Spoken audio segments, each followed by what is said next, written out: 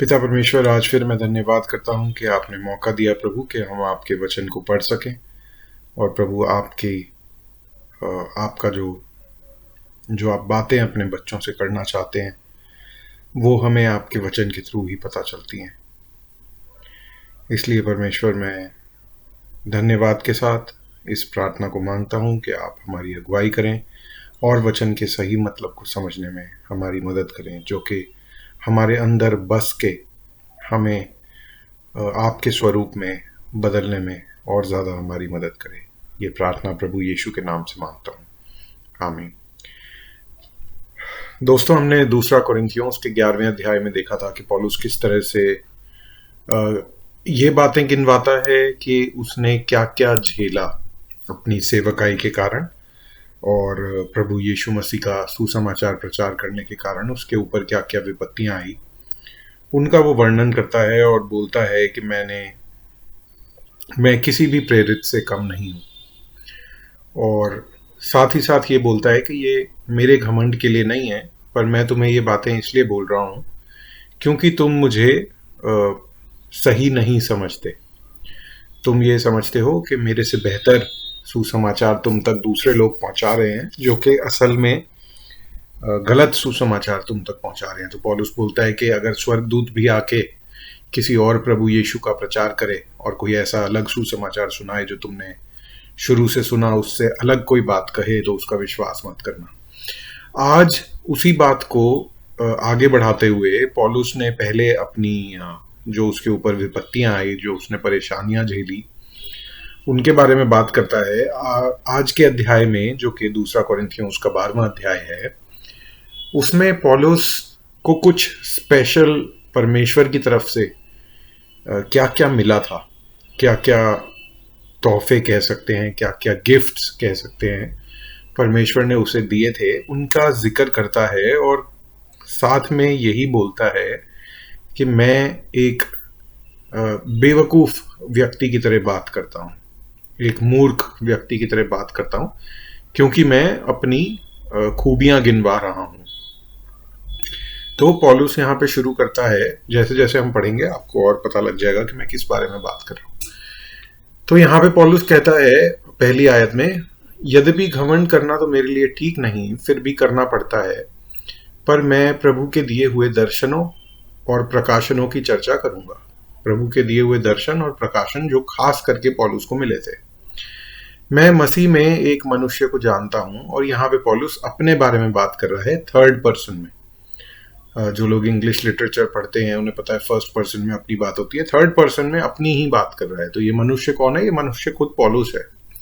वो कह रहा है, मैं मसीह में एक मनुष्य को जानता हूँ, 14 वर्ष हुए कि न जाने देह सहित न जाने देह रहित परमेश्वर जानता है, ऐसा मनुष्य तीसरे स्वर्ग तक उठा लिया गया।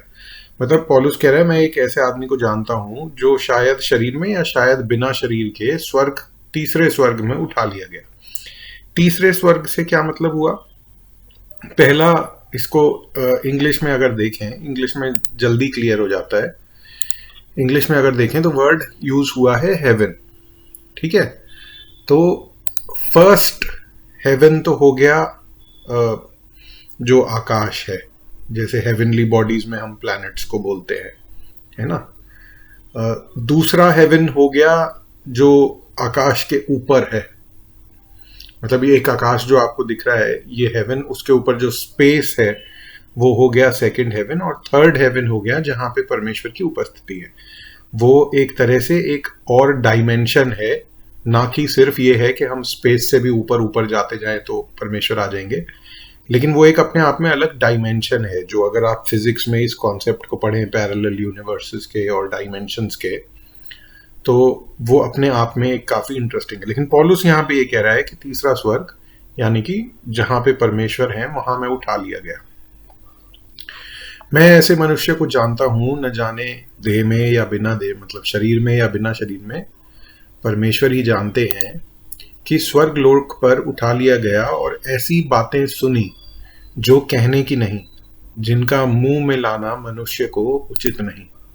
ऐसे मनुष्य पर तो मैं घमंड करूंगा, परंतु अपने पर अपनी निर्बलताओं को छोड़ उनके विषय में घमंड ना करूंगा। अब देखिए, यहाँ पे एक इंटरेस्टिंग बात ये आती है जिसके विषय में मैं सोच रहा था कि पौलुस को ये स्पेशल विजन मिला, लेकिन पौलुस उस विजन को लेके पौलुस ने क्या किया? उसने अभी तक उस विजन को छुपा के रखा था, उसकी बात नहीं कर रहा था वो। और वो यहाँ पे बोलता भी है कि मैंने ऐसी बातें सुनी जो मुंह में लाना मनुष्य को उचित नहीं है। और इसका आप देखिए विपरीत आज के टाइम में होता है। अगर किसी को कोई सपना आता है या कोई दर्शन मिलता है परमेश्वर की ओर से, तो वो सारे में गाते हैं उस बात को। यहाँ पे बस एक बात ये है कि अगर वो दर्शन या कोई सपना मिला है तो परमेश्वर से ये पूछना जरूरी है कि प्रभु, क्या ये औरों की उन्नति के लिए है या ये केवल सिर्फ मेरे लिए था? अगर औरों की उन्नति के लिए है, कलीसिया की उन्नति होती है, लोगों का विश्वास बढ़ता है, तो आप जरूर उस चीज को दूसरों से बांटिए। लेकिन कुछ चीजें ऐसी भी होती हैं, जैसी पौलुस के लिए थी, जो कि स्पेशल रेवलेशन सिर्फ उससे दी गई थी और किसी को नहीं बताने को कहा था। यहाँ पे पौलुस उनका जिक्र इसलिए कर रहा है क्योंकि वो अपनी अथॉरिटी इस्टेब्लिश कर रहा है कि हाँ, मैं भी प्रेरित हूं और मैं सच्चा सेवकाई करने वाला और तुमसे प्रेम रखने वाला व्यक्ति हूं।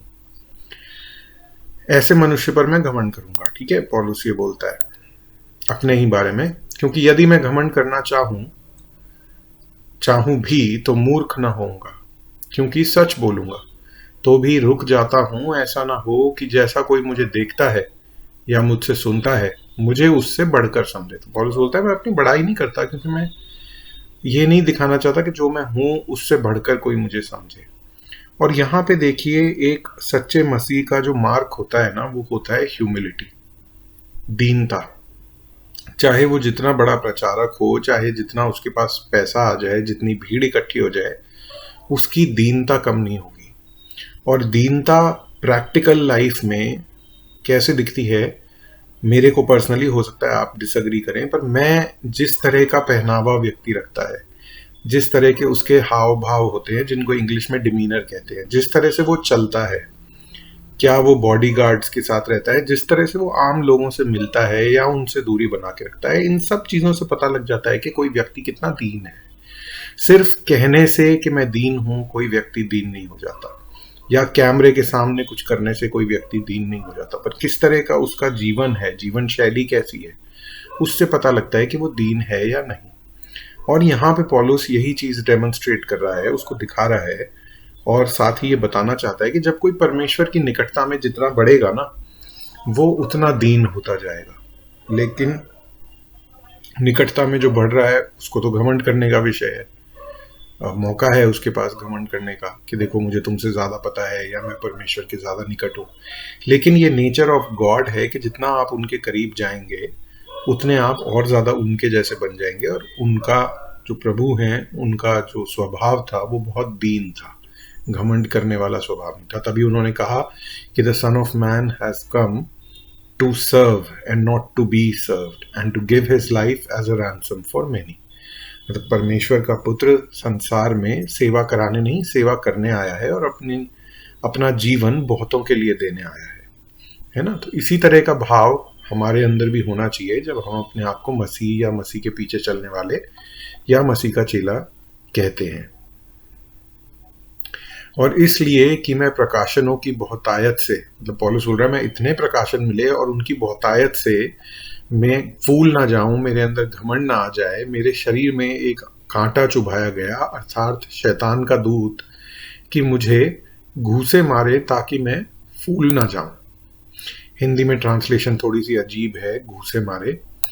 इसके विषय में मैंने प्रभु से 3 बार विनती की कि मुझसे यह दूर हो जाए, और उसने मुझसे कहा मेरा अनुग्रह तेरे लिए बहुत है, क्योंकि मेरी सामर्थ्य निर्बलता में सिद्ध होती है। इसलिए मैं बड़े आनंद से अपनी निर्बलताओं पर घमंड करूंगा कि मसीह की सामर्थ्य मुझ पर छाया करती रहे। इस कारण मैं मसीह के लिए निर्बलताओं, निंदाओं में, दरिद्रता में, उपद्रवों में, संकटों में प्रसन्न हूं, क्योंकि जब मैं निर्बल हूं तभी मैं बलवंत होता हूं, क्योंकि उस समय परमेश्वर की सामर्थ्य मुझे खड़ा रखती है, गिरने से बचाती है। यहाँ पे एक बात ध्यान करने वाली ये है कि ये thorn in the flash English में है, हिंदी में है कि शरीर में एक कांटा। ये क्या था? इसको अगर आप सर्च करें तो अलग अलग लोगों के विचार हैं, लेकिन जो सबसे ज़्यादा माना जाता है वचन के बेसिस पे वो ये है कि पौलुस की शायद आंखों में कोई प्रॉब्लम थी, जिसके बारे में वो कई अपनी पत्रियों के आखिर में जिक्र करता है। एक जगह वो जब भी लेटर लिखता था, पत्री लिखता था, किसी और से लिखवाता था, और एक जगह वो बोलता है एक पत्री में, मुझे याद नहीं कौन सी पत्री में, कि मैंने खुद अपने हाथ से बड़े बड़े अक्षरों से तुम्हारे लिए लिखा है। तो कुछ लोग कहते हैं कि उसके शरीर में जो ये कांटा था वो एक शारीरिक प्रॉब्लम थी, फिजिकल प्रॉब्लम थी जो उसकी आंखों में आई थी। शायद इतनी बार पथराव हुआ उसके ऊपर, इतनी बार पीटा गया, मारा गया, उसकी वजह से कोई आंखों में दिक्कत आ गई होगी, जिसकी वजह से विजन में भी शायद दिक्कत आ गई थी। ऐसा मानते हैं, वचन में ये क्लैरिफाई नहीं किया हुआ, पर ऐसा कुछ लोग मानते हैं, और इसके अलावा और भी कुछ हो सकता है, ये हमें पक्का नहीं पता। ठीक है। और ये लास्ट आयत जो है, इसको दोबारा हमें ध्यान रखने की जरूरत है कि जब मैं निर्बल होता हूं तब मैं बलवंत होता हूं। कितनी सुंदर बात पौलुस हमें सिखाने की कोशिश कर रहा है कि परेशानियां किस तरह से हमें परमेश्वर की निकटता में लेके जाती है, प्रार्थना के जरिए, प्रभु पे विश्वास रखने के जरिए, साथ ही इस बात में भी कि परमेश्वर हमें मतलब हिम्मत देते हैं और हमारे साथ खड़े रहते हैं जब हम परेशानी के समय में से होके गुजरते हैं। और कोई भी परेशानी का समय उस समय अच्छा नहीं लगता, लेकिन वो हमारे अंदर पेशेंस को प्रकट करता है, पेशेंस को डेवलप करता है। मैं मूर्ख तो बना, परंतु तुम ही ने मुझसे यह बरबस करवाया। क्या मूर्खता कि अपने बारे में बढ़ाई। तुम्हें तो मेरी प्रशंसा करनी चाहिए थी, क्योंकि यद्यपि मैं कुछ भी नहीं, फिर भी उन बड़े से बड़े प्रेरितों से किसी बात में कम नहीं हूं। प्रेरित के लक्षण भी तुम्हारे बीच सब प्रकार के धीरज सहित चिन्हों और अद्भुत कामों और सामर्थ्य के कामों से दिखाए गए। तुम कौन सी बात में और कलीसियाओं में कम थे? तुम कौन सी बात में और कलीसियाओं से कम थे? केवल इसमें कि तुम पर अपना भार न रखा, मेरा यह अन्याय क्षमा करो। मतलब पौलुस ये कह रहा है कि तुम में और कलीसियाओं में कुछ फर्क नहीं था, बल्कि सिर्फ इतना ही फर्क था कि मैंने तुमसे पैसे नहीं लिए, तुमसे सपोर्ट नहीं ली, तुमसे कुछ चंदा नहीं मांगा कभी। तो इस बात को ऐसे कहता है कि मैंने अपना भार तुम्हारे ऊपर नहीं रखा और मुझे ये अन्याय क्षमा करो। यहाँ पे थोड़ा सार्केज्म यूज कर रहा है पौलुस, व्यंग एक तरह से कस रहा है उनके ऊपर। अब मैं तीसरी बार तुम्हारे पास आने को तैयार हूं। इसका मतलब 2 बार पहले पौलुस कोरिन्थियों की चर्च में जा चुके हैं, और मैं तुम पर कोई भार न रखूंगा। बोलता है अभी भी मैं भार नहीं रखूंगा, क्योंकि मैं तुम्हारी संपत्ति नहीं वरन तुम ही को चाहता हूं। तुम्हारी संपत्ति को नहीं चाहता, तुमको चाहता हूं। इंग्लिश में बहुत सुंदर वचन है ये। इंग्लिश में लिखा है कि I don't want yours but I want you. वरन तुम ही को चाहता हूं, क्योंकि बच्चों को माता पिता के लिए धन बटेरना न चाहिए, पर माता पिता को बच्चों के लिए। तो विश्वास में वो अभी छोटे हैं एक तरह से, तो इसलिए पौलुस कह रहा है कि तुम मुझे मत सपोर्ट करो, मैं तुम्हें सपोर्ट कर लूं, ऐसा होना चाहिए। अब यहाँ पे इस बात का मतलब ये नहीं निकाल सकते कि देखिए बाइबल ये कह रही है कि बच्चों को माता पिता का ध्यान नहीं रखना चाहिए। ठीक है, ये कॉन्टेक्स्ट पौलुस अपने विषय में इसको एलेगराइज करके बता रहा है, इसको आप लिटरल नहीं ले सकते। मैं तुम्हारी आत्माओं के लिए बहुत आनंद से खर्च करूंगा, वरन आप भी खर्च हो जाऊंगा। क्या जितना बढ़कर मैं तुमसे प्रेम रखता हूं, उतना ही घटकर तुम मुझसे प्रेम रखोगे? तो पौल बोलता है कि मैं तुमसे जितना प्रेम करता हूं, बदले में मुझे उतना कम प्रेम मिलता है। ऐसा हो सकता है कि मैंने तुम पर बोझ नहीं डाला, परंतु चतुराई से तुम्हें धोखा देकर फंसा लिया। भला जिन्हें मैंने तुम्हारे पास भेजा, क्या उनमें से किसी के द्वारा मैंने छल करके तुमसे कुछ ले लिया? मैंने टाइटस को समझाकर उसके साथ उस भाई को भेजा, तो क्या टाइटस ने छल करके तुमसे कुछ लिया है? क्या हम एक ही आत्मा के चलाए न चले, मैं और टाइटस और वो जो भाई जो कि शायद लूक था, पहले जिक्र हुआ है उसका, क्या एक ही मार्ग पर न चले? तुम अभी तक समझ रहे होगे कि हम तुम्हारे सामने प्रत्युत्तर दे रहे हैं। हम तो परमेश्वर को उपस्थित जानकर मसीह में बोलते हैं, और हे प्रियो, सब बातें तुम्हारी उन्नति के लिए कहते हैं, क्योंकि मुझे डर है कहीं ऐसा न हो कि मैं आकर जैसा चाहता हूँ वैसा तुम्हें ना पाऊं, और मुझे भी जैसा तुम नहीं चाहते वैसा ही पाओ, कि तुम में झगड़ा, डाह, क्रोध, विरोध, ईर्ष्या, चुगली, अभिमान और बखेड़े हों। और कहीं ऐसा ना हो कि जब मैं वापस आऊंगा, मेरा परमेश्वर मुझे अपमानित करे और मुझे बहुतों के लिए फिर शोक करना पड़े, जिन्होंने पहले पाप किया था, और उस गंदे काम, व्यभिचार और लुचपन से जो उन्होंने किया मन नहीं फिराया। तो ऐसा ना हो कि दोबारा ये सब इश्यूज से डील करना पड़े। ठीक है, तो यहाँ पे पौलुस एक तरह से फिर से क्लैरिफिकेशन देता है, कलीसिया के ऊपर थोड़ा सा व्यंग कसता है, लेकिन फिर भी अपनी तीसरी बार आने की बात भी करता है। इसके साथ 12वां अध्याय खत्म होता है। इसके बाद जो आखिरी अध्याय होगा दूसरा कोरिन्थियों का, हम वो देखेंगे कि उसमें पौलुस क्या बोलता है लेटर के एंड में। ठीक है, तो आइए हम प्रार्थना करते हैं। पिता परमेश्वर, हम आज के वचन के लिए भी धन्यवाद करते हैं, और प्रभु हम प्रार्थना करते हैं कि प्रभु जिस तरह पौल को किसी चीज़ का लालच नहीं था, वैसा ही स्वभाव हमारा भी हो। जिन लोगों की हम सेवा करते हैं उन लोगों से हमें ये उम्मीद ना रहे प्रभु कि वो हमें पालेंगे या हमें कुछ देंगे या उनसे हमें किसी चीज़ का लोभ हो। पर परमेश्वर, आपका वचन बोलता है, it is more blessed to give than to receive. तो इसी बात को हम याद रखते हुए सेवकाई करने वाले हो सकें।